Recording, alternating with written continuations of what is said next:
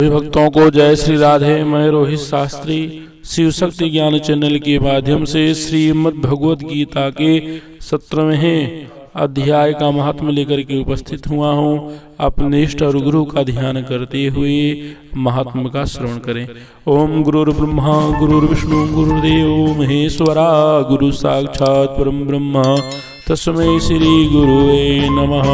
ओम मंगलम भगवान विष्णु मंगलम गरुणध्वजा मंगलम पुंडरीकाक्षं मंगलाय तनो हरि।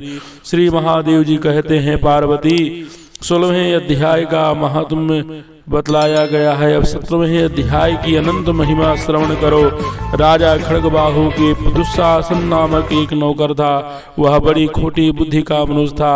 एक बार वह मांडलिक राजकुमारों के साथ बहुत धन की बाजी लगाकर हाथी पर चढ़ा और कुछ ही कदम आगे जाने पर लोगों के मना करने पर भी वह मूढ़ हाथी के प्रति जोर जोर से कठोर शब्द करने लगा। उसकी आवाज सुनकर हाथी क्रोध से अंधा हो गया और दुशासन पैर फिसल जाने के कारण पृथ्वी पर गिर पड़ा।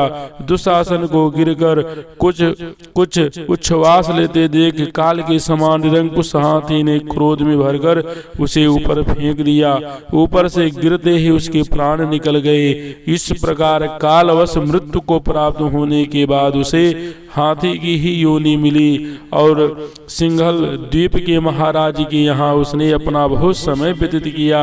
सिंघल द्वीप के राजा की महाराज खड्गबाहु से बड़ी मैत्री थी, अतः उन्होंने जल के मार्ग से उस हाथी को मित्र की प्रसन्नता के लिए भेज दिया। एक दिन राजा ने इस लोक की समस्या पूर्ति से संतुष्ट होकर किसी कवि को पुरस्कार रूप में वह हाथी दे दिया और उन्होंने 100 स्वर्ण मुद्राएं लेकर उसे मालव नरेश के हाथ भेज दिया। कुछ काल व्यतीत होने पर हाथी यत्न पूर्वक पालित होने पर भी असाध्य ज्वर से ग्रस्त होकर मरणासन हो गया। हाथी वालों ने जब उसे ऐसी शोचनीय अवस्था में देखा तो राजा के पास जाकर हाथी के हित के लिए शीघ्र ही सारा हाल कह सुनाया। महाराज, आपका हाथी अस्वस्थ जान पड़ता है, उसका खाना पीना और सोना सब छूट गया है। हमारी समझ में नहीं आता इसका क्या कारण है। हाथी वालों का बताया हुआ समाचार सुनकर राजा ने हाथी के रोग को पहचानने वाले चिकित्सा कुशल मंत्रियों को साथ उस स्थान पर पदार्पण किया जहां हाथी ज्वरग्रस्त होकर पड़ा था।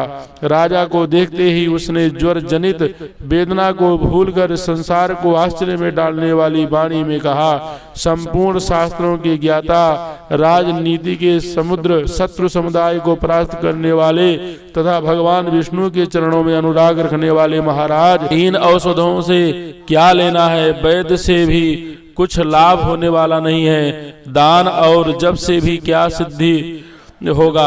आप कृपा करके गीता के 17वें अध्याय का पाठ करने वाले किसी ब्राह्मण को बुलवाइए। हाथी के कथनानुसार राजा ने सब कुछ वैसा ही किया। तदंतर गीता पाठ करने वाले ब्राह्मण ने जब उत्तम जल को अभिमंत्रित करके उसके ऊपर डाला तो दुशासन गज योनि से का परित्याग करके मुक्त हो गया। राजा ने दुशासन को दिव्य विमान पर आरूढ़ यो इंद्र के समान तेजस्वी देखकर पूछा, तुम्हारी पूर्व जन्म में क्या जाति थी, क्या स्वरूप था, कैसे आचरण थे और किस कर्म से तुम यहाँ हाथी होकर आए थे? ये सारी बातें मुझे बताओ।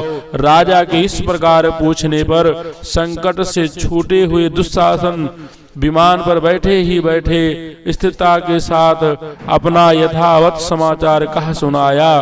तत्पश्चात नरश्रेष्ठ मालव नरेश भी गीता के 17वें अध्याय का जप करने लगे। इससे थोड़े ही समय में उनकी मुक्ति हो गई। श्री पार्वती जी ने कहा, भगवान, आपने 17वें अध्याय का महात्म्य बतलाया, अब 18वें अध्याय का महात्म्य वर्णन कीजिए।